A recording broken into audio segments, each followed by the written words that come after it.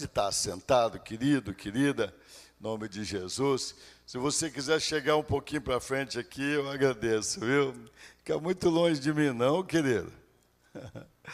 Hoje somos menos, nesse culto da manhã, é uma oportunidade bendita para a gente, alguns irmãos trabalham e precisam ir cedo, né? Trabalham em outros lugares, e também é uma oportunidade da gente compartilhar a palavra do Senhor com um pouquinho mais de tempo. O culto da manhã é uma benção, e eu espero um dia estar tudo cheio aqui também, amém ou não amém? Em nome de Jesus. Olha bem, nós estamos falando sobre crescimento, amém? Deus é bom, fala, Deus é bom. Ah, está muito fraco, eu sei que não deu tempo para tomar café, mas fala, Deus é bom. Isso, Deus é muito bom, Deus está sempre pronto a nos ajudar, a fazer um milagre, a direcionar a nossa vida, a fazer coisas para a gente quando a gente pede, amém ou não amém? Agora, Deus não quer que a gente viva tão somente de milagres, tá? Deus quer que a gente cresça, amém? Nós somos filhos de Deus, amém ou não amém? Quem é filho de Deus, levanta a mão e diga, eu sou filho de Deus.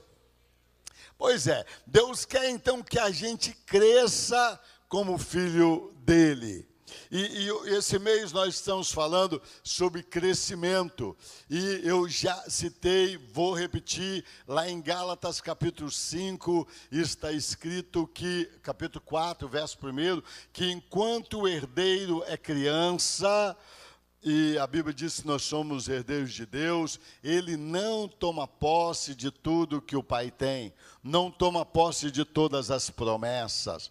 Já ensinei aqui também que tem gente que crê em Jesus, só crê em Jesus, é filho de Deus? É, mas está no ventre, né? Está no ventre, já é filho, porque já crê em Jesus como Senhor, já crê na Bíblia. Agora, quando a pessoa se batiza, ela está nascendo de novo, ela está se registrando como parte do corpo de Cristo, fazendo uma aliança com Deus, precisa batizar. A Bíblia diz crer e ser batizado. Nicodemo foi procurar Jesus, ele creu em Jesus, aí Jesus falou que ele precisava nascer de novo. Agora também precisa de crescer. Precisa de crescer. Filhos da gente, já pensou você carregar o seu filho a vida inteira no colo? Hein? Já pensou? Você carregá-lo no colo e você... É muito gostoso criança, né? Mas já pensou daqui a 20 anos tá carregando o neném no colo? Aí não, né? E ela não crescer? Não pode, né? Ela não desenvolver, ela não andar por si mesmo, ela não gerar resultados para ela nessa vida. Nenhum pai quer isso para o filho. Deus quer que a gente cresça. Eu preguei a semana passada, à noite, e pela manhã também nós falamos sobre isso. Agora hoje, eu queria partir assim de o lado mais importante, eu penso, desse crescimento. Abre a sua Bíblia em Romanos, no capítulo 11, aleluia, Romanos, capítulo 11, a partir do verso 33, Romanos é um livro muito especial, é um livro que explica, na verdade, de uma maneira geral, assim, o plano de Deus. Romanos fala no capítulo 1 sobre o pecado e a consequência do pecado. Capítulo 2 fala sobre o resultado que vai ter isso, a eternidade sem Deus, os sofrimentos nesta terra. No capítulo 3 também fala sobre isso, fala que todo ser humano já tem gravado na sua consciência o certo e o errado, e Deus ainda mandou sua palavra, mandou o seu Filho, mandou os profetas, Aí no capítulo 4 fala sobre Abraão, que começou essa restauração. No capítulo 5 fala sobre Jesus. Aleluia. Jesus veio e a gente pode ser reconciliado com Deus através de Jesus, amém? E termos paz. No capítulo 6 fala sobre o batismo, basicamente fala sobre várias coisas, mas sobre essa morte espiritual. Começa esse assunto que eu vou falar hoje. Fala sobre a morte da carne para vivermos a vida que Deus tem para nós. Aí no capítulo 7 ele fala que a nossa carne só pede o pecado, a dele também. Do apóstolo Paulo também só pediu o pecado. E aí no capítulo 8 ele fala como ser vencedor, andar pelo Espírito, andar no Espírito, segundo o Espírito e não pela carne. Depois, capítulo 9 em diante, até o 11, ele fala sobre Israel. Por que Deus deixou Israel, não lhes abriu os olhos para entender o Evangelho, mas que Deus vai lhes dar uma outra oportunidade, o Israel, nação, descendentes físicos de Abraão. E termina o capítulo 11 aí, no verso 33, dizendo o seguinte: ó profundidade das riquezas, tanto da sabedoria como do conhecimento de Deus. Quão insondáveis são os seus juízos, e quão inescrutáveis os seus caminhos. Quem, pois, conheceu a mente do Senhor? Ou quem foi o seu conselheiro? Ou quem primeiro deu a ele para que lhe venha a ser restituído? Porque dele, e por meio dele, e para ele são todas as coisas. A ele, pois, a glória eternamente. Amém. Rogo-vos, pois, irmãos, capítulo 12, pelas misericórdias de Deus, que apresenteis o vosso corpo por sacrifício vivo, santo e agradável a Deus, que é o vosso culto racional. E não vos conformeis com este século, mas transformai-vos pela renovação da vossa mente, para que experimenteis qual seja a boa, agradável e perfeita vontade de Deus. É isso. Olha o que a Bíblia está dizendo. Deus é o Senhor, Ele não precisa de conselheiro, Ele pode tudo, Ele sabe tudo, e tudo é para Ele, por meio dEle. Amém ou não amém? Tudo é para Ele.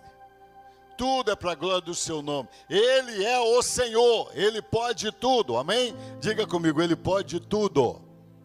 Você acredita nisso mesmo ou não? Então ele fala forte, Deus pode tudo. Ele é o Senhor. E aí o apóstolo Paulo começa o capítulo 12. A Bíblia foi dividida em versículos e capítulos depois de 1500, tá? É o texto todos juntos. E foi dividido assim para a gente encontrar mais fácil, tá? Mas é um texto só. Aí começa dizendo, os títulos também foram os tradutores colocados para a gente encontrar melhor o assunto, né? Mas de uma maneira geral é assim, não sei, Lamentações de Jeremias, os Salmos, né? Que são cânticos, mas de uma maneira geral é assim. Olha o que está escrito. Rogo-vos, pois, irmãos, pela misericórdia de Deus, que apresenteis os vossos corpos por sacrifício vivo, santo e agradável a Deus, que é o vosso culto racional. Não vos conformeis com este século, com este mundo, mas transformai-vos pela renovação do vosso entendimento, para que experimenteis a boa, perfeita e agradável vontade de Deus. Amém? Olha o que o apóstolo Paulo então está dizendo, que Deus está dizendo para nós. Deus é o Senhor. Eu peço vocês por misericórdia, eu rogo a vocês, eu imploro a vocês que apresentem os seus corpos para serem crucificados, né, para a mortificação da carne, que é o vosso culto racional, como sacrifício vivo. Então a primeira coisa é sacrifício vivo. Diga comigo, sacrifício vivo. Segunda coisa, transformar a nossa mente. Fala, transformar a mente. E aí você vai gozar a boa, perfeita e agradável vontade de Deus. Depende da tradução, numa ordem ou outra. Deus tem um plano perfeito para a gente. Amém ou não amém? Deus tem um plano perfeito para cada um de nós, de acordo com o nosso temperamento, de acordo com as nossas capacidades, de acordo com a nossa hereditariedade, com o que recebemos dos nossos pais. Deus tem um plano perfeito para cada um de nós. Amém? Diga, Deus tem um plano perfeito para a minha vida. Agora não é só um plano perfeito, é um plano agradável. Deus não tem um plano de sofrimento para a gente, de tristeza, de jeito nenhum. Deus tem um plano agradável para mim e para você. Amém? O que está dizendo mais aí? É um plano bom. Amém? É um plano bom, um plano perfeito. Deixa eu ver as palavras dessa tradução aqui. Está dizendo que, hoje eu vim com outra Bíblia, está dizendo que é uma boa, agradável e perfeita a vontade de Deus. É isso mesmo. É um plano perfeito, é um plano bom e é um plano agradável. Fala comigo assim, Deus tem um plano para mim. Um plano bom, perfeito e agradável. Fala mais forte, Deus tem um plano para mim. Um plano bom, perfeito e agradável. Diga de novo, Deus tem um plano para a minha vida. Um plano bom, um plano perfeito e um plano agradável. Amém?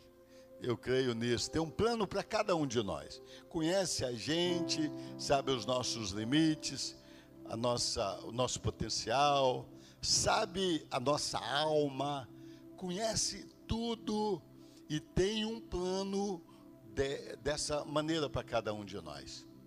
O que é preciso, então? Eu penso que é muito pouco.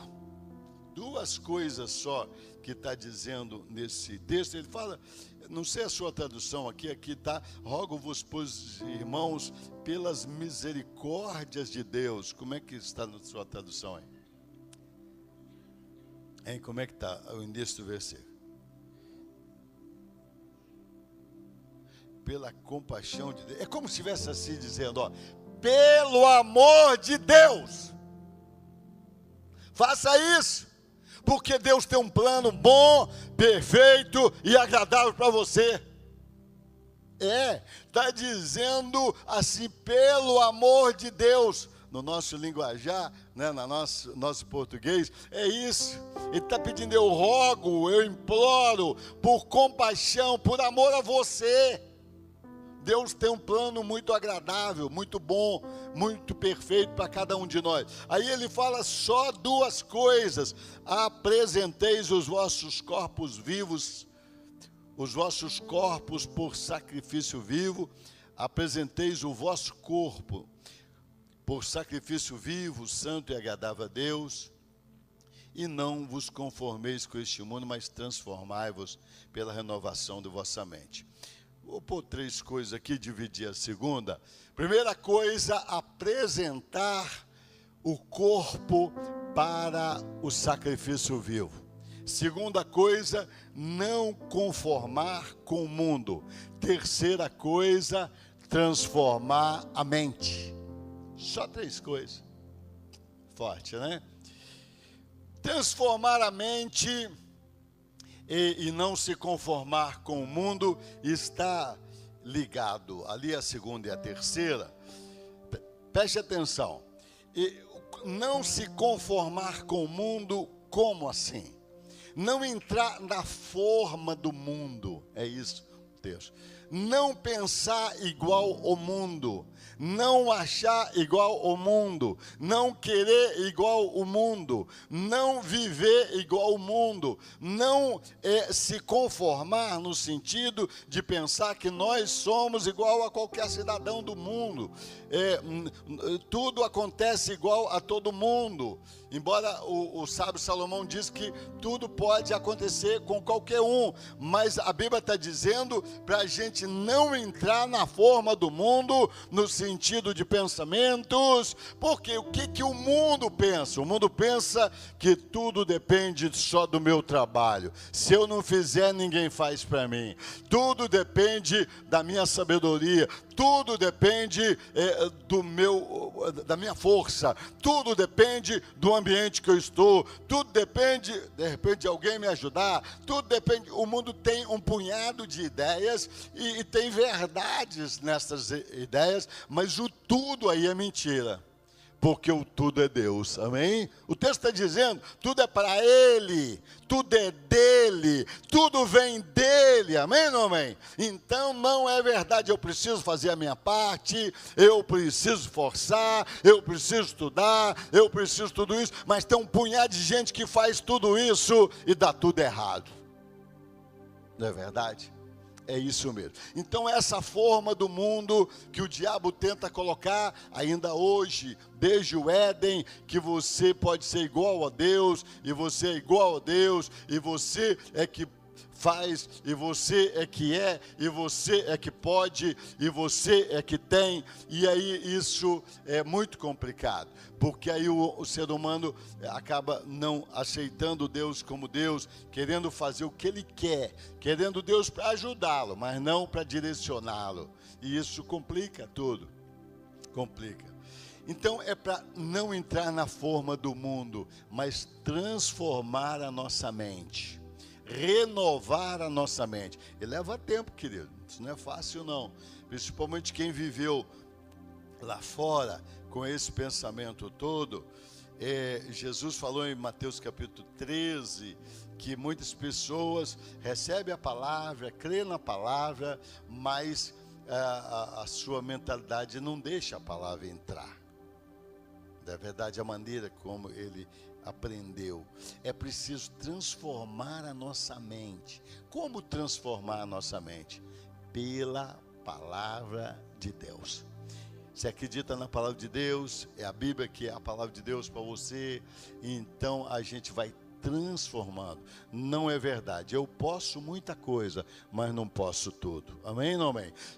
Não adianta eu só querer, para as coisas acontecerem, Deus tem que querer e eu tenho que querer, então é preferível saber o que é que Deus quer, amém ou não amém? E tem um punhado de coisas que a gente vai mudando, Ele é o Senhor, amém? Tudo é dEle, tudo é para Ele, amém? E a gente vai mudando a nossa mente, e a gente vai entendendo a palavra de Deus, e Ele me fortalece, Ele me guia, mas tem o diabo por aí, eu tenho que vencer o diabo, a gente vai mudando a nossa mente, transformando a nossa mente, e eu posso todas as coisas naquele que me fortalece, amém ou não amém? E a gente vai mudando a nossa mente, porque às vezes a gente, com essa mente do mundo, a gente vai tentando e não dá certo, às vezes tem oposições malignas, aí chega uma hora que a gente desanima, a gente desacredita de tudo,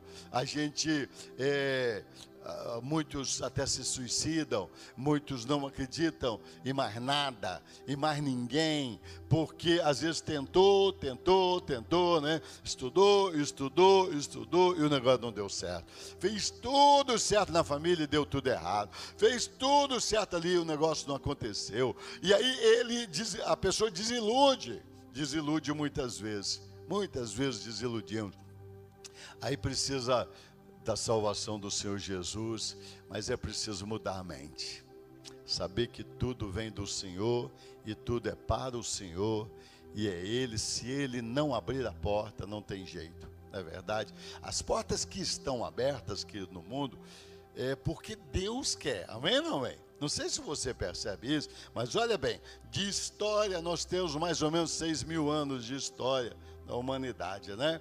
Desde que começou a escrita lá com os Hammurabis e tal, começou a passar informações do que estava acontecendo, mais ou menos, é o que a Bíblia mais ou menos também diz de história da humanidade. Mas preste atenção, aí agora de 100 e poucos anos para cá, mudou demais as coisas. Quando Jesus veio, já mudou muito a humanidade. Quando veio um avivamento, uma comunidade cristã orou por 100 anos direto, dia e noite, os morávios. E aí veio um avivamento, assim, uma mudança no mundo, na Inglaterra, na França, mudou tudo radicalmente.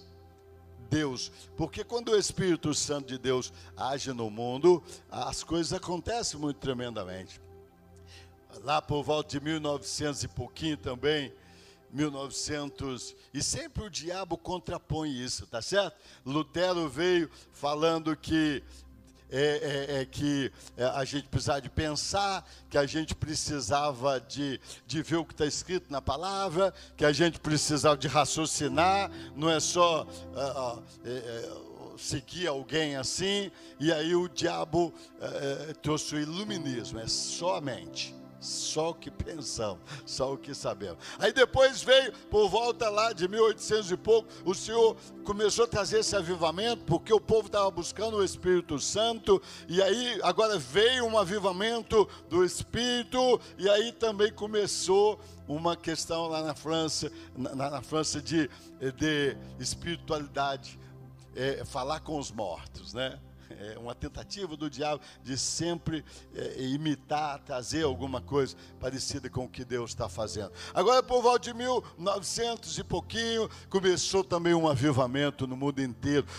O Espírito Santo, a igreja buscando ao Senhor, buscando mais do Senhor, querendo ser mais espiritual. Aí começa o comunismo também lá, materialismo puro, né?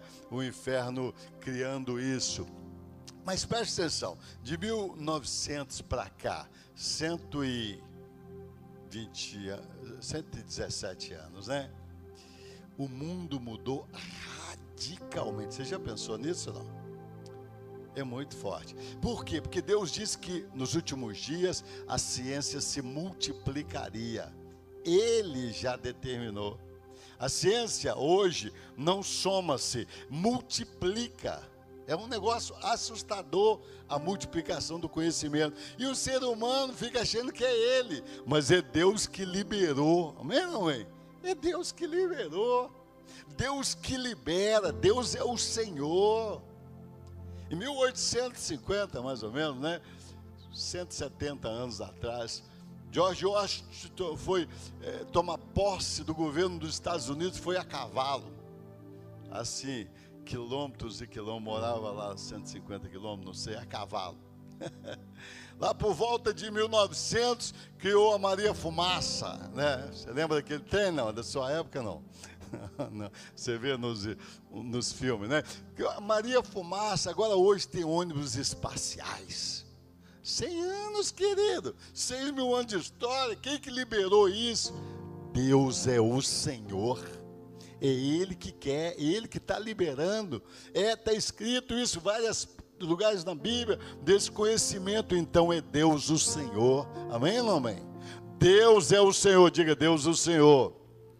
Porque como pode, você fala, não, é porque o pessoal não era tão inteligente. Não, não era assim, não. Não é? Porque quem começou a matemática, os Newtons da vida, os Tales, os Aristóteles, eram muito inteligentes. Não, não é isso não. É porque Deus liberou o conhecimento. Amém ou não amém? Diga comigo, Deus é o Senhor. Ah, mas está muito fraco, Jesus. Fala, Deus é o Senhor. Ele pode tudo. É isso. Aí Paulo está escrevendo aos romanos. Os romanos eram era a nação que dominava o mundo. Ele está dizendo que a causa do sofrimento é o pecado, capítulo 1, 2, 3. Aí está dizendo que Jesus nos religou a Deus, amém ou amém? Aí depois está dizendo que a gente mesmo sendo cristão, a nossa carne continua pedindo o pecado, capítulo 7. E agora capítulo 8 em diante, ele fala que a gente tem que crucificar a carne para gozar a boa, perfeita e agradável vontade de Deus. Isso que eu queria falar nessa manhã com você, em nome de Jesus. Então, mudar a nossa mente precisa.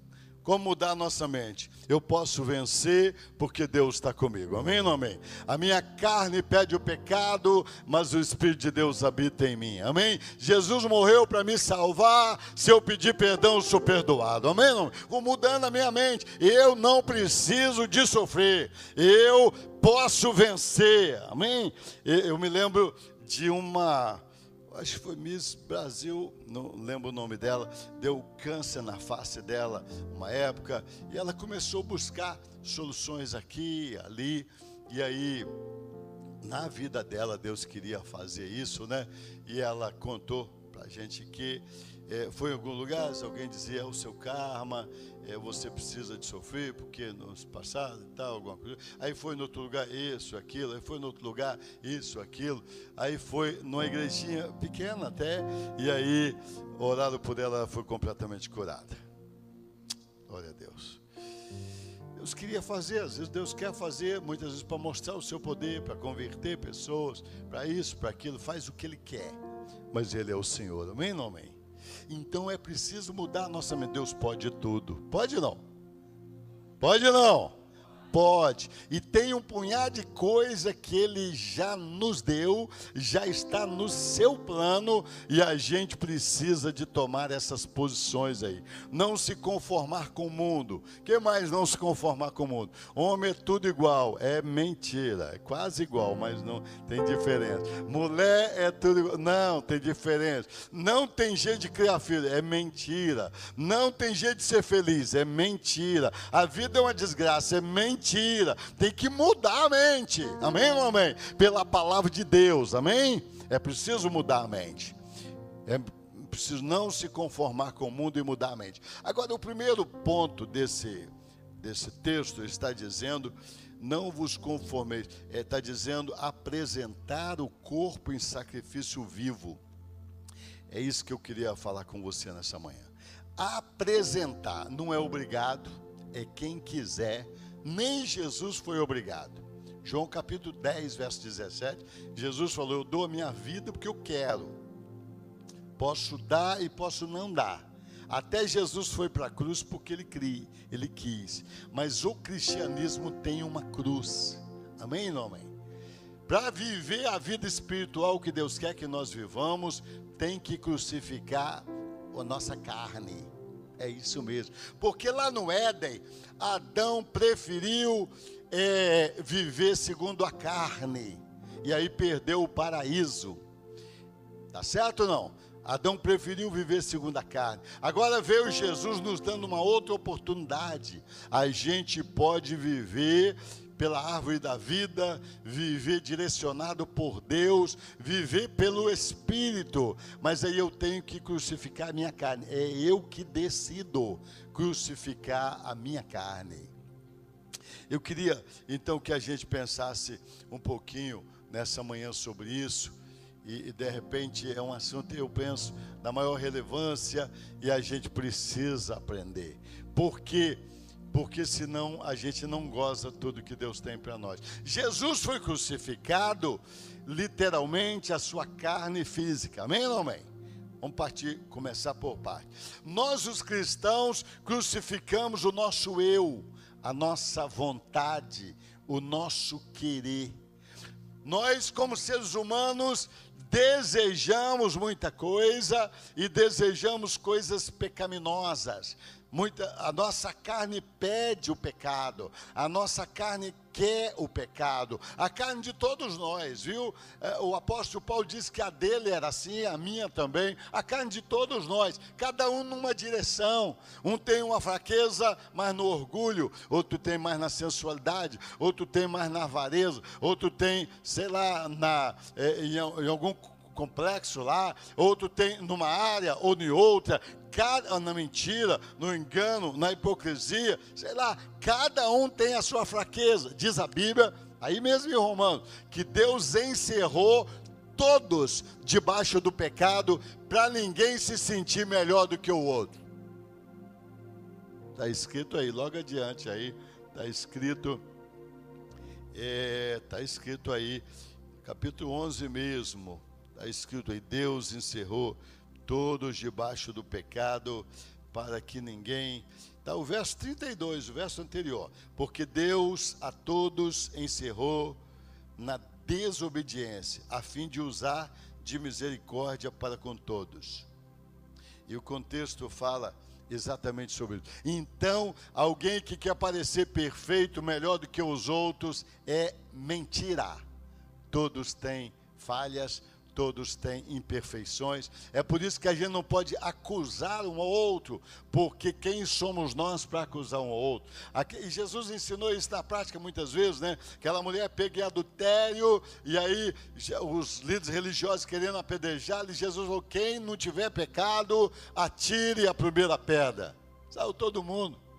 Todos pecamos. Todos falhamos em alguma área. Às vezes não falhamos na área do outro, mas às vezes falhamos em outra área. Deus encerrou todos debaixo do pecado, fez todos com alguma fraqueza para usar de misericórdia para com todos. Amém ou amém? Para ninguém ter como acusar um ao outro, criticar um outro, julgar um ao outro, porque todos necessitamos da graça de Deus. Amém ou amém? Agora, eu preciso da graça de Deus. Aí Jesus morreu para me salvar. Aleluia. Eu creio que Ele me perdoou. Amém? Ele colocou o Espírito Santo em mim. Amém? Aleluia. Mas eu continuo com a fraqueza. A minha carne continua com a fraqueza. A carne de todos nós continua assim. Por isso muitas pessoas aceitam Jesus, querem Deus, acreditam e depois se desvia. Eles pensam que, não, agora Jesus está comigo, o Espírito Santo está em mim, agora eu não vou fazer nada de errado. Aí continua às vezes a carne pedindo o pecado, a pessoa, eu acho que eu não fui salvo. Eu acho que Deus não está comigo. Eu acho que eu não presto mesmo. Eu conheci muitas pessoas assim, conversei com muitas pessoas assim. Muitas pessoas, por sinceridade, estão fora da igreja. E aí não é isso. Aí esse texto nos convida a fazer uma coisa: apresentar o corpo em sacrifício vivo. Amém? Seria bom se a gente pudesse abrir para perguntas, mas grava também, que muitas pessoas assistem em outros lugares, em outros países até, né? E aí, às vezes, não dá para a gente fazer isso. Pois é, então vamos ver uma coisa aqui. Como é isso? Abre dois textos para mim aí. Gálatas capítulo 2, Gálatas capítulo 5, verso 24, Gálatas 5, 24. Gálatas 2 também, Paulo fala que já estava crucificado com Cristo. Olha, Gálatas 2, deixa eu ler um versículo aí, já que eu falei. Olha o que o apóstolo Paulo fala, o verso 20. Logo, já não sou eu quem vive, mas Cristo vive em mim.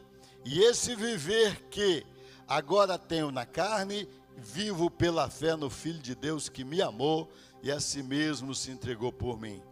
Então Paulo está dizendo que ele estava crucificado. O verso 19 diz, estou crucificado com Cristo. Olha o verso 19. Porque eu, mediante a própria lei, morri para a lei, a fim de viver para Deus. Estou crucificado com Cristo.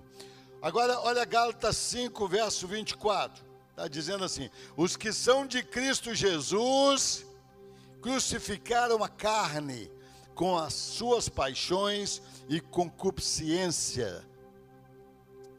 Olha mais, Colossenses, está logo aí, gente. Colossenses, capítulo 3, verso 5. Fazei, pois, morrer a vossa natureza terrena, a prostituição, a impureza, paixões, lascívia, desejo maligno, avareza, que é a idolatria, porque por estas coisas vem a ira de Deus sobre os filhos da desobediência. Olha bem, o pecado traz sofrimento, continua trazendo sofrimento. Agora eu sou filho de Deus, eu conheço a verdade, o Espírito de Deus está em mim, mas eu preciso fazer morrer essa natureza. E é todo dia, é todo dia. Eu preciso fazer morrer essa natureza terrena. Eu preciso crucificar essa natureza terrena. Como é que faz isso? Eu preciso me apresentar como sacrifício vivo. A minha carne pede alguma coisa e eu digo não, eu vou fazer o que Deus quer. A minha carne pede, a minha carne chora por alguma coisa, quer alguma coisa. Somos todo dia, a nossa carne pede, por exemplo, para a gente mentir em alguma coisa e a gente diz, não, eu sou da verdade, amém? A minha carne pede para comer demasiadamente, é glutonaria, é pecado. Esse pecado quase que a gente não fala, né? Mas aí eu digo, não, tá bom, chega. Não é verdade? A minha carne pede, às vezes, para beber uma coisa alcoólicazinha, para dar uma relaxada. E eu digo, não. A minha carne pede, às vezes, outras coisas, às vezes até mais graves, não é verdade? Às vezes a gente está dentro da igreja e a gente é tentado, vê um pensamento, meu Deus, mas até aqui, pois é. Aí eu digo, não, eu crucifico o meu desejo, eu crucifico o meu querer, é eu que me apresento para mortificar a minha carne. Está entendendo ou não? Ah, eu acho que eu não sou crente. Olha o que eu estou pensando dentro da igreja. Pois é, e aí a gente precisa crucificar a nossa carne, é o que a Bíblia está dizendo. Paulo está dizendo que ele é assim, imagine eu, não é verdade? Todos somos tentados. O diabo tentou a Jesus, não vai tentar eu e você. Então a gente precisa crucificar a nossa carne. É uma coisa constante. O apóstolo Paulo, dizendo, inspirado por Deus, ele diz, somos levados à morte todo dia, como ovelhas ao matadouro. É isso? Está escrito ou não? Tá. Todo dia a gente tem que mortificar a carne. Todo dia. Aí a gente fala assim, ah, mas então é igual ao budismo, então é igual ao islamismo, então é igual a outra religião. Pode ser para alguns. Um sacrifício doido, um sacrifício muito difícil, um sacrifício muito forte. Você sabe o que eles fazem, né? Eles pegam o chicote e se batem assim até se machucar, lutando contra a sua carne. Resiliência, não é verdade? E muitas religiões do mundo fazem muitas coisas para expiar os seus pecados. Não é isso não. Jesus já sofreu por nós, amém ou não amém? Agora, mesmo na alma, a gente pode ser muito difícil crucificar a carne. Está sendo muito difícil para você crucificar a carne? Você ainda está dominado por alguma coisa que você não consegue vencer? Abre a sua Bíblia lá em Levíticos capítulo 6. Eu quero te dar uma boa notícia. Tem jeito de ser mais fácil. Levíticos capítulo 6, o verso 13. Tem jeito de ser mais fácil. Olha o que está escrito, Levíticos capítulo 6, verso 13. O fogo arderá continuamente sobre o altar e não se apagará. Leia comigo. O fogo arderá continuamente sobre o altar e não se apagará. Preste atenção. Foi Deus que acendeu esse fogo. Deus deu essa ordem, e agora no capítulo 9, verso 24, Deus acendeu esse fogo lá. Deus acendeu esse fogo lá. Deus acendeu esse fogo no altar. Tinha um altar em Israel, era a figura do que Jesus ia fazer. E aí matava-se o animal em lugar do pecado do ser humano, esquartejava o animal ali em cima. E os sacerdotes faziam isso, e aí aquele fogo estava ali no altar, e o fogo não podia apagar, porque foi Deus que acendeu. Presta atenção, o sacerdote vinha cada manhã, tirava as cinzas, e deixavam as brasas, e colocava lenha no altar, mas o fogo não podia apagar. Porque fogo estranho não podia. No capítulo 10 aí mesmo, Abiú e Nadab, sei lá, esqueceu lá, não acendeu o fogo lá, e acenderam um fogo eles mesmos, e aí morreram fulminados. E não pode ser outro fogo estranho. O fogo que dá solução é o fogo que vem de Deus. Amém ou não amém? Fala comigo, o fogo que dá solução é o fogo que vem de Deus. Esse fogo de Deus, ele é tremendo. O fogo de Deus tinha uma coluna de fogo que guiava o povo de noite, amém?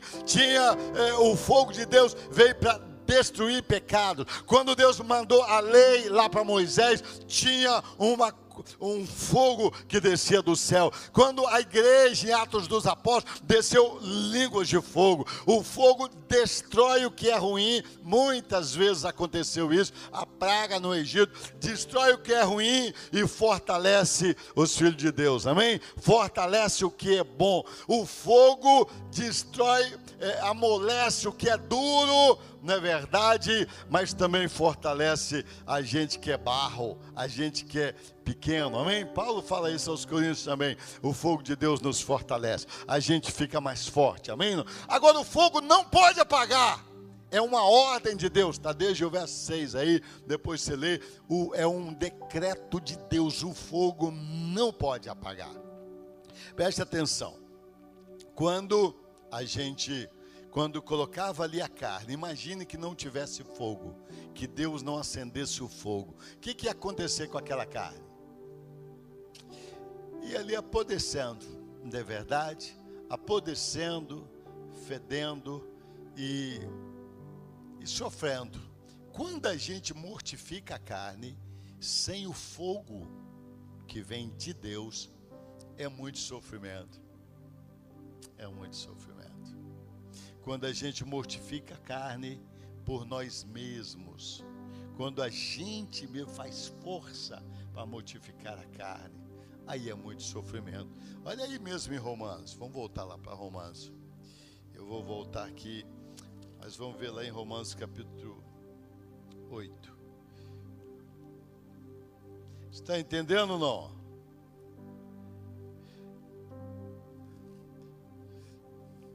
Romanos capítulo 8, está dizendo assim, ó. Romanos capítulo 8, está dizendo, a partir do verso 5 eu quero ler, porque os que se inclinam para a carne cogitam das coisas da carne, mas os que se inclinam para o Espírito, das coisas do Espírito. Porque o pendor da carne dá para a morte, mas o Espírito para a vida e paz. Leia aí comigo. Por isso o pendor da carne é inimizade contra Deus, pois não está sujeito à lei de Deus, nem o pode ser. Portanto, os que estão na carne não podem agradar a Deus. Vós, porém, não estáis na carne, mas no Espírito, se de fato o Espírito de Deus habita em vós. E se alguém não tem o Espírito de Cristo, esse tal não é dele. Os que são de Cristo têm o Espírito de Deus, têm o Espírito de Cristo, então não tem desculpa. Se, porém, Cristo está em vós, o corpo, na verdade, está morto por causa do pecado, mas o Espírito é vida por causa da justiça. Se habita em vós o Espírito daquele que ressuscitou Jesus dentre os mortos, esse mesmo que ressuscitou a Cristo Jesus dentre os mortos, vivificará também o vosso corpo mortal por meio do seu Espírito que em vós habita. Assim, pois, irmãos, não somos devedores, não à carne, como se constrangidos a viver segundo a carne.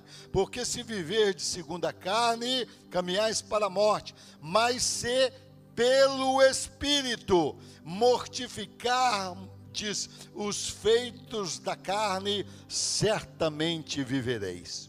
O verso 3, olha bem, a gente precisa mortificar a carne pelo poder do Espírito. Com esse fogo do Espírito. Ficar se acusando, ficar se denigrindo, ficar se mortificando, se martirizando, ficar sofrendo, não resolve. De jeito nenhum resolve. É mortificar a carne pelo poder do Espírito Santo, amém?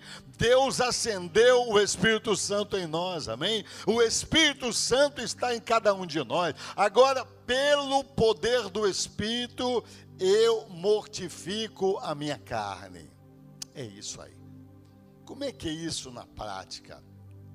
É confiado no Espírito Santo, é dizendo ao Espírito Santo, é reprimindo a carne no poder do Espírito Santo. Você pode orar assim, em nome do Senhor Jesus Cristo, pelo poder do Espírito Santo, eu queimo os meus olhos, eu não quero mais olhar essa coisa dessa maneira. Pelo poder do Espírito Santo, eu queimo os meus ouvidos, esse desejo de ouvir música mundana. Eu posso orar pelo poder, e aí não é uma vez nem duas, eu posso orar e continuar orando, mortificando pelo poder do Espírito Santo, amém? Esses pensamentos eu queimo pelo poder do Espírito Santo na minha vida. Está entendendo ou não? Pelo poder do Espírito Santo. Eu não presto, eu estou pensando de novo, mas eu sou um porcaria, não resolve nada, vai fazer sofrer. Isso é mais remorso do que arrependimento, isso não leva a nada. Levou Judas ao suicídio. Não é isto, não é matar com a nossa própria carne, com o nosso próprio querer, é pelo poder do Espírito Santo, amém? E aí você glorifica o Senhor, glorifico a Deus porque Jesus morreu por mim, glorifico a Deus porque o Espírito de Deus está em mim, eu posso vencer. E quando a gente vence pelo poder do Espírito Santo, aí não vem tristeza, vem glorificação ao Senhor, amém, não amém? Vem glória para Deus. Eu não estou conseguindo vencer isso, Senhor, e eu quero vencer. Eu não aceito isso na minha vida, é contra a tua santa palavra. Então, pelo poder do Espírito Santo, eu estou queimando isso na minha vida, amém ou não amém? Eu, pelo poder do Espírito Santo, e aquilo volta no outro dia, e você diz, eu queimo pelo poder do Espírito Santo, amém ou não amém? E aí volta no outro dia, e você, eu queimo pelo poder do Espírito Santo, amém? Daqui a pouco, você vai estar liberto daquilo. Eu não sei se você tem experiência, eu tenho várias experiências disso, coisa que era assim, invencível para mim, parece que tinha um troço, e aí a gente vai lutando, daqui a pouco tem mais nenhum desejo daquilo, não é verdade? Nenhuma fraqueza. Agora, pode voltar, tá? Pode voltar. Mas aí a gente vence pelo poder do Espírito Santo, amém? Por que Deus faz isso? Para a gente continuar dependendo dEle. Para a gente não ser autossuficiente. Agora, não pode ser de tristeza. Eu queria que você gravasse isso, preste atenção. Imagine a sua carne sobre o altar, ou sobre o altar de sacrifício, né? Era o exemplo de mortificar a carne. Imagine é o que está chamando aí em Romanos, para a gente viver, a sua carne ali em cima. Primeira coisa é que precisava ser feito isso pelo sacerdote. E Jesus fez isso por nós, não é verdade? Segunda coisa, tinha que estar ali esquartejado. Sua carne não tem dominação. Não pode dominar. Se você vive dominado pela sua carne, aí já está desagradando a Deus. Até para coisas boas, tá? Tem gente que pensa que é só para coisa ruim. Mas tudo que é na carne não agrada a Deus. Nem cantar na carne, nem pregar na carne, não agrada a Deus. Se Deus não está mandando a gente fazer aquilo, até oração na carne pode ser feitiçaria. Estou falando para você. Imagine, é um negócio forte. Imagine que Deus mandou o meu filho assim, para ir para uma cidade. E eu estou orando para ele não ir. Eu estou contra a vontade de Deus. Isso é forte. Um dia, quando a gente estava se desligando da IPI, Deus mandou a gente se desligar. E aí a gente teve uma manhã que eu estava com muita dor nas pernas. E aí nós fomos orar por alguém, estava eu, meu sogro, mais alguém, orar por alguém. E eu sabia que não era normal aquilo. Era uma dor muito sobrenatural. E aí eu questionei, e ele disse que era feitiçaria contra a minha vida. Eu falei, não, mas contra a minha vida não há feitiçaria de maneira nenhuma. Feitiçaria não tem poder sobre a minha vida. E aí ele disse, tem gente orando o contrário. Olha que forte. E aí eu quebrei, na hora ali, pedi perdão por eles. Quer dizer, a pessoa está orando sem saber, né? Pedi perdão por eles e na hora saiu. Olha que forte isso. Porque se Deus quer uma coisa e você quer outra, é feitiçaria. Precisa crucificar a carne.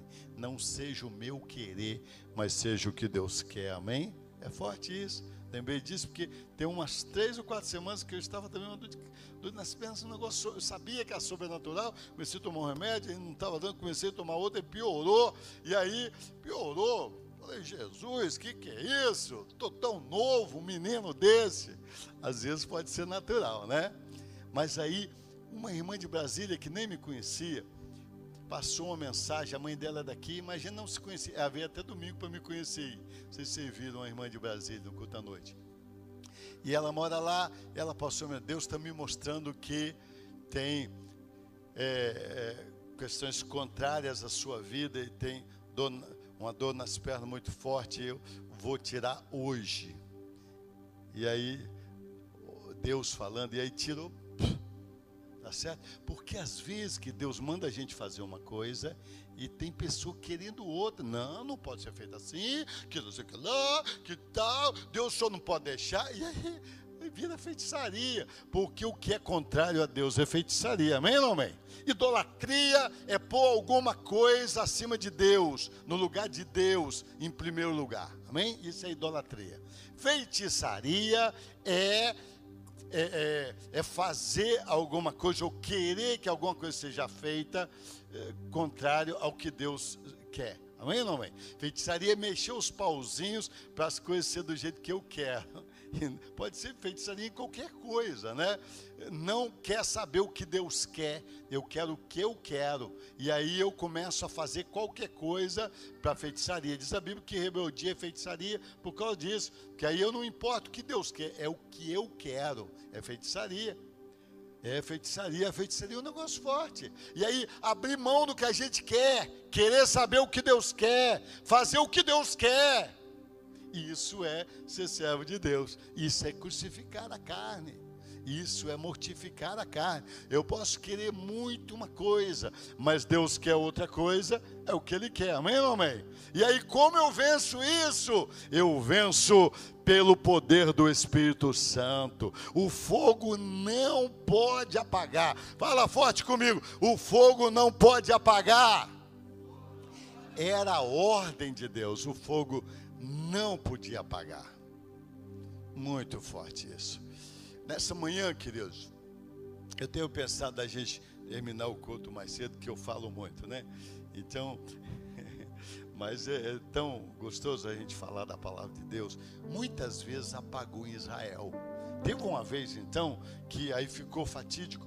Está na história, o fogo apagou em Israel. Você lembra da história de Elias? Lembra da história de Elias? Não. 1 Reis, capítulo 18. 1 Reis, capítulo 18. O fogo havia apagado.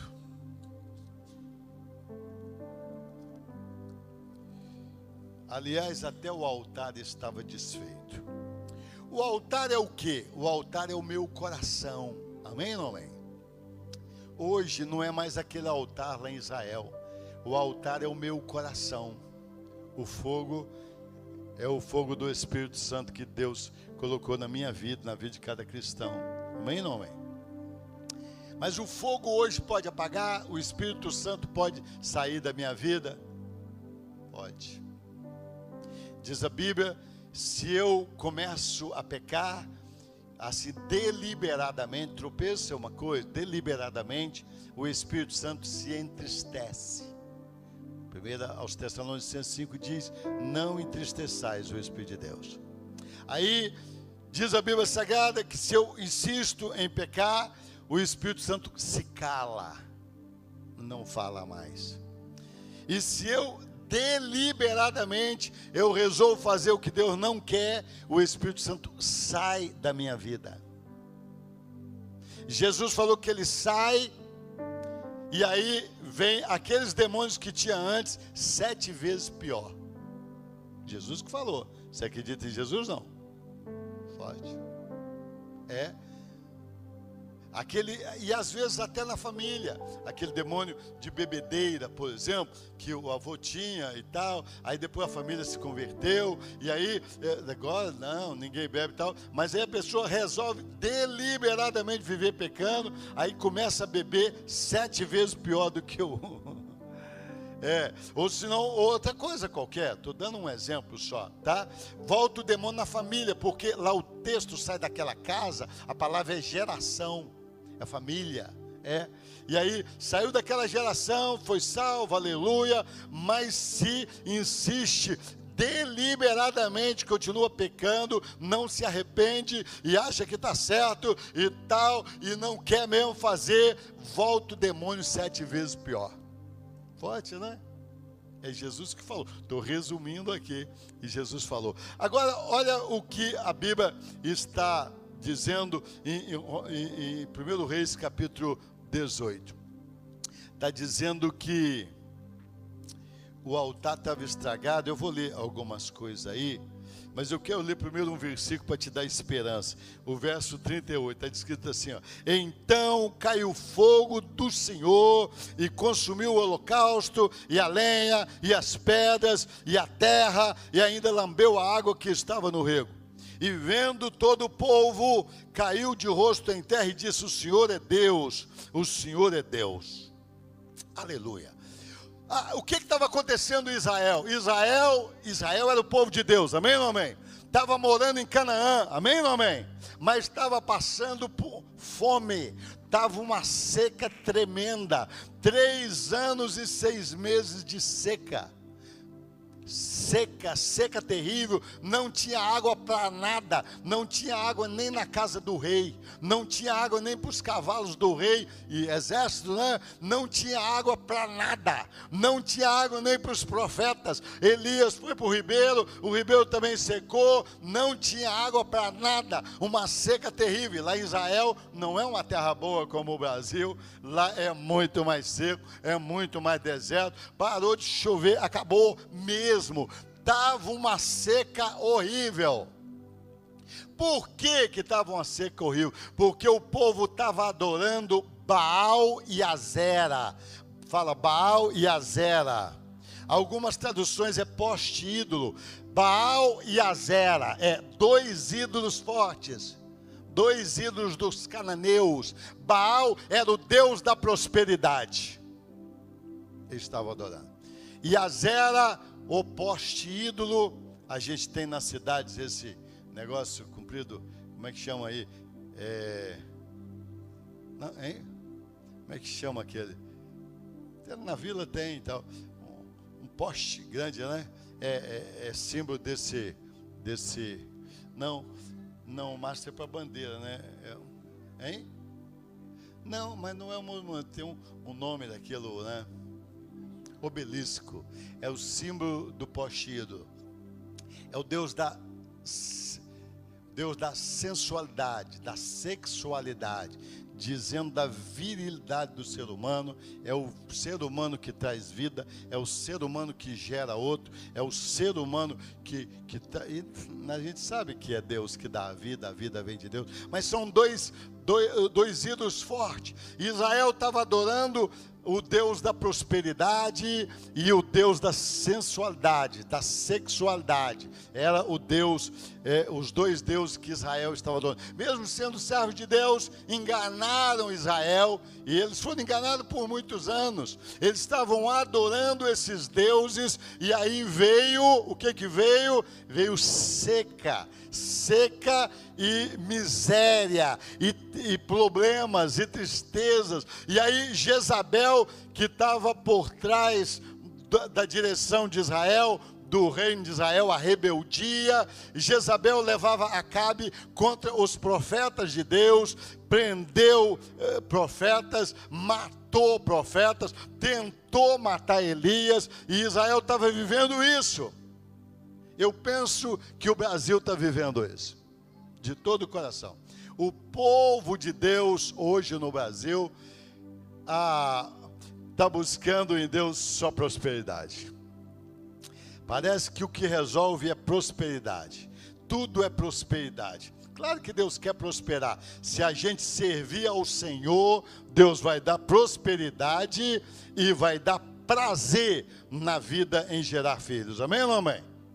Deus faz isso mesmo. Se a gente servir ao Senhor, depois Deus deu isso para Israel. Agora, está buscando prazeres sensuais e só prosperidade, isso está adorando Baal e Azera. Tenho até pensado nessas questões, porque a coisa está volumando de uma maneira muito forte, não é verdade? Aí o que você vê lá no Congresso, o que você vê lá entre os políticos? Dinheiro, falcatrua, roubo, só se pensa em dinheiro. O cara não sabe nem o que vai fazer com tanto dinheiro. Estão adorando Baal? Estão adorando Baal. E a outra coisa que logo apareceu aí, essa questão agora para as crianças, essa sensualidade absurda, não é verdade? Querendo apresentar para as crianças, mas e aí, e nós, os servos de Deus, será que nós também estamos escravos disso? Da sensualidade, estamos escravos desse negócio? Será que a gente não está também querendo ver aquilo que os ímpios estão tentando mostrar para as crianças? Será que a gente não está louco para ver também aquelas imagens? Será que nós realmente estamos crucificando a nossa carne pelo poder do Espírito Santo? Será que nós não somos culpados? Será que o povo de Deus, porque a questão é o povo de Deus, querido. Se o meu povo, que se chama pelo meu nome, se humilhar e orar e buscar a minha face, eu ouvirei dos céus, perdoarei os seus pecados e sararei a sua terra. E aí a gente pensa, não, mas Deus me criou assim, eu sou dessa maneira e tal, e Deus me criou para ter muito, e Deus quer que eu tenha todo o prazer do mundo e tal, mas será que é isso? Será que a gente liberou geral no meio do povo de Deus? Não estamos mais crucificando a nossa carne, o nosso querer, a nossa vontade, porque hoje está muito fácil, está muito simples, está escondido, ninguém precisa ver. Será que a gente está crucificando a nossa carne? Será que a gente realmente está vivendo como Deus quer? É uma pergunta séria para fazer, muito séria, mesmo. E aí diz a Bíblia Sagrada que Deus acendeu o fogo de novo, amém ou não amém? Levante a sua mão e fala, Senhor Jesus, por misericórdia, acenda de novo o fogo nessa nação. Fala, Senhor Jesus, por misericórdia, acenda o fogo de novo na minha vida. Aleluia, aleluia. A sensualidade hoje não é mais pecado, né? Parece que não é. E pela Bíblia é ser pecado de morte. Às vezes festa evangélica, as pessoas, a roupa, então você fica assustado assim, né? O negócio está assustador. As coisas hoje estão assim meio muito esquisitas, sei lá. Será que a gente está mortificando a nossa carne? Não, mas a pessoa quer mostrar, é bonito é para mostrar. Então tá. Será que é assim mesmo? E aí, quem está vendo também, homem é pelos olhos, é a natureza. E aí fica, o que eu faço? E tal, mas aí é uma crucificação constante.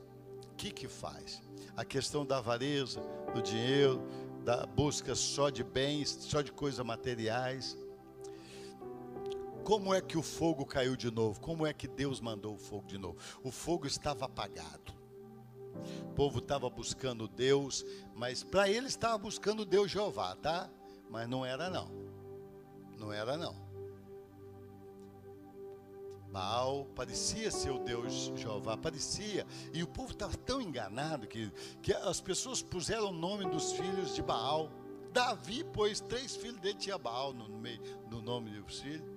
O povo estava entendendo que é o mesmo Deus. Não, o mesmo Deus. Deus do Cananeu é o mesmo Deus. Porque é o Deus da prosperidade, é o Deus da fertilidade, é o Deus disso, é o Deus que traz isso, é o Deus que traz aquilo, é o Deus criador do universo. Eles pensaram que era o mesmo Jeová.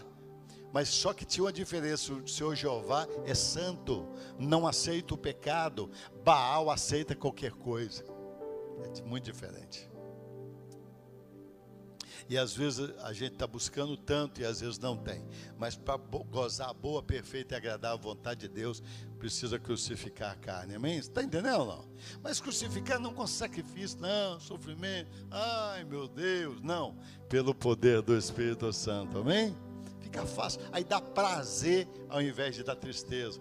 Você diz, não, em nome de Jesus, não te aceito, eu te queimo, e você fica todo prazeroso, porque venceu, é pelo poder do Espírito Santo, amém? Aí sobe um gozo, a presença de Deus vem de maneira tão gloriosa, é isso que Deus quer. Deus não quer sofrimento para a gente. Agora não, mas eu penso assim, minha carne é fraca, tal, aí eu estou dando desculpa para o pecado. Pois é, o que Elias fez? Vamos resumir aqui. Algumas coisas. Primeira coisa, ele disse para o povo, decidi hoje, se Deus é Deus, então serviu. É isso que está escrito, ó, verso 21. Verso 21. Elias disse ao povo, chegou diante do povo e disse, se Deus é Deus, então seguiu. Agora, se Baal é Deus, então seguiu. Decisão. Decisão. Você quer decidir hoje? Levante a sua mão e diga, Senhor Deus, eu quero decidir. Eu creio na tua palavra. Eu sou servo do Senhor. Eu quero crescer. Eu sou teu filho, o teu Espírito habita em mim, eu posso vencer, eu sou mais do que vencedor, o Senhor me deu tudo para vencer, eu decido seguir ao Senhor e a tua santa palavra. Fala forte, levante as duas mãos e diga, eu decido seguir ao Senhor e a tua santa palavra. Pronto. Segunda coisa que Elias fez, está no verso 30, ele restaurou o altar. Restaurou o altar. Às vezes precisamos restaurar a nossa mente, nosso coração. Para quê? Às vezes a gente está tão mal, tão triste, porque a gente é tão pecador, tão falho, a gente não está querendo aquilo. Meu Deus, até quando? Eu estou tão fraco. Precisa restaurar o altar. Elias restaurou o altar que estava destruído, quebrado. Às vezes a gente está assim, quebrado. Não, eu não aguento, eu sou fraco. Eu estou quase desanimando, que não tem jeito. Restaurar esse altar. Amém ou não amém? Ele restaurou o altar. Eu sou de Deus, eu sou santo. Jesus morreu para me salvar. O Espírito de Deus está em mim. Amém? Tem que restaurar o altar. Começa a louvar. Terceira coisa que ele fez nessa restaurar o altar, ele ajuntou as pedras, pegou 12 pedras para simbolizando o povo de Israel, unidade. 12 pedras simbolizando as 12 tribos. Tem que se ajuntar algum irmão aí. Então, um grupo de oração, uma célula, é melhor, tá? Restaurou o altar, está restaurado. Tem que estar junto com os irmãos, junto de uma maneira geral. Amém ou não amém? Quarta coisa que ele fez, ele colocou lá a carne, o sacrifício lá, colocou a carne, decidiu crucificar mesmo a sua carne. Quinta coisa, ele orou, falou: Deus, manda fogo do céu. E aí Deus mandou fogo, amém? E aí depois do fogo veio o quê? E veio a chuva da prosperidade. Começou a abundância voltar. Eles estavam buscando prosperidade, mas só tinha problema, só tinha fome. Eles estavam buscando prazer sensual, mas só tinha desgraça, só tinha tristeza, só tinha problema, até na casa do rei, só tinha Jezabel. Mas agora, quando ele busca a Deus, muda tudo.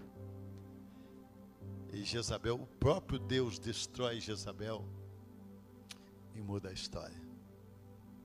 Amém, não amém? Vamos ficar de pé.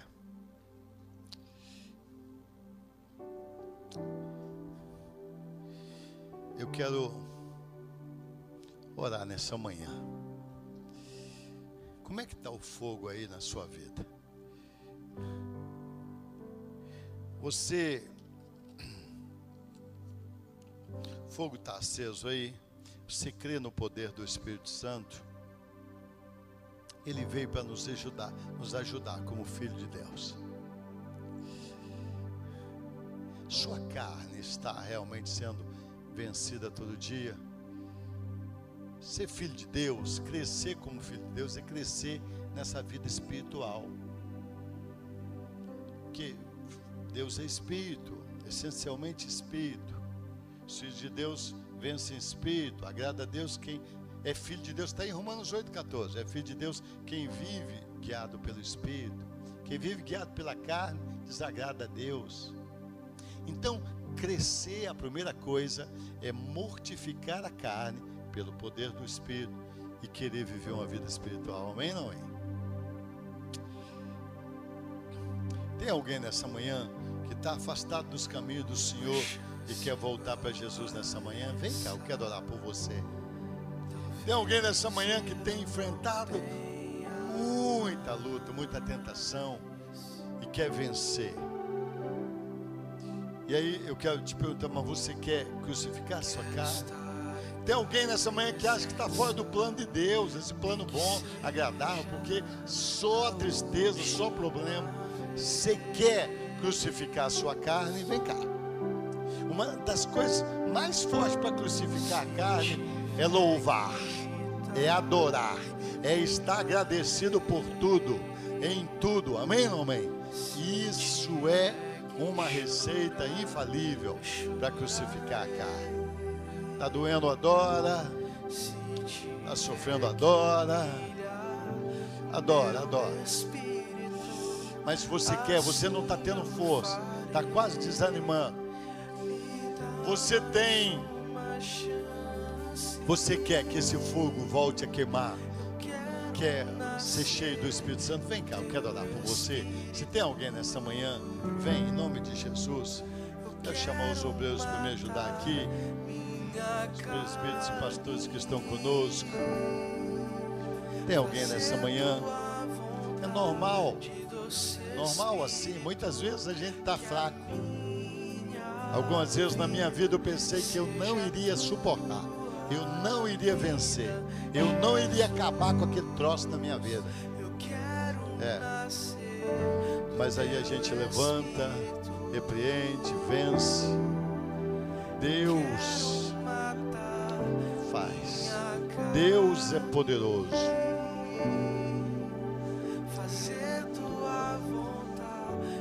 Canta, ora, feche teus olhos e ora. Pai, nós queremos clamar a Tua graça nessa manhã, clamar a Tua glória nesta manhã. As Tuas filhas estão aqui e nós queremos clamar, Senhor. Enche deste fogo celestial, enche do Teu Espírito, enche da Tua glória, enche da tua graça, enche do teu poder, enche da tua unção. Nesta manhã, Senhor, renova espiritualmente as tuas filhas. Renova, Senhor, o teu poder sobre a vida delas. Renova, Senhor, a tua graça. Renova a tua unção, Senhor. Renova o teu poder, Senhor. Traz fogo de novo. Traz, Senhor, para a glória do teu nome. Traz, Senhor, a tua graça sobre a vida dela, sobre a vida delas. Por misericórdia, Pai, nós te clamamos. Venha a tua glória sobre as tuas filhas. Venha o teu poder de novo, Senhor. Venha a tua graça de novo, Senhor. Nós te clamamos, Senhor. Ó Deus, renova a fé no Senhor. Renova, Senhor, o poder do amor. Renova, Senhor, nesta manhã. Acende um fogo de novo, Senhor. Ó Deus, aqueles que deixaram o fogo apagar, ó Deus, acende de novo. Acende de novo. Acende de novo. Acende de novo, Senhor. Deus Santo e Poderoso, faz um milagre, acende de novo a chama do teu poder na vida de cada um de nós, incendeia do fogo dos céus ainda mais. Oh Deus Santo e Poderoso, é isso que eu quero te clamar nesta manhã, em nome do Senhor Jesus Cristo. Que a tua vida, Senhor, enche a nossa vida, transborda, Senhor, de gozo dos céus. Oh Deus, nesta manhã nós queremos crucificar a nossa carne pelo poder do Espírito Santo.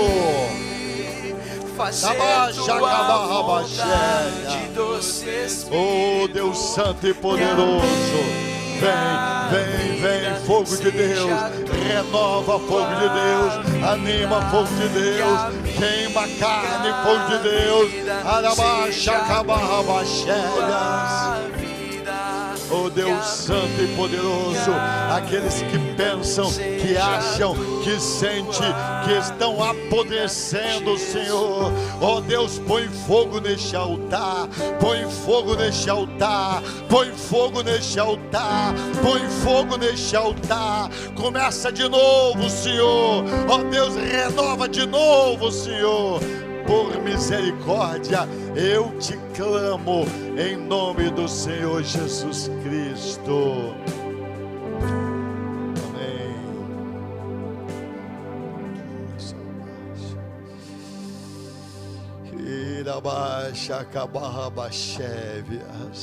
A vida cristã tem uma cruz.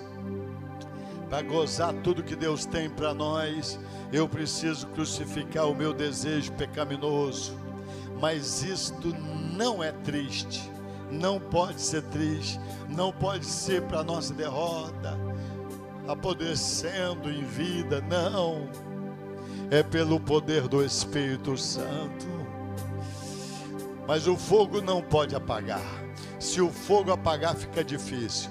Se o fogo apagar, a gente não aguenta. Se o fogo apagar, a carne fica ali toda partida, apodrecendo. Não, o fogo não pode apagar.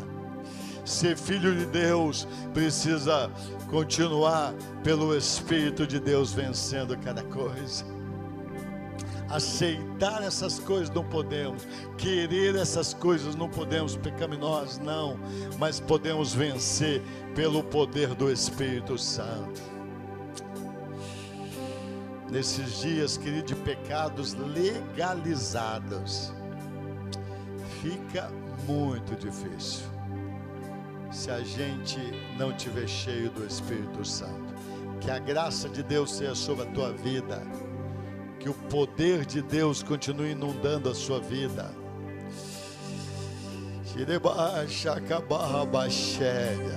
Vença pelo poder do Espírito Santo. Vença com alegria, vença com gozo. E você vai gozar a boa, perfeita e agradável vontade de Deus. Em nome de Jesus, Deus te abençoe. Abrace pelo menos 2 pessoas e diga para ela: não deixe o fogo apagar.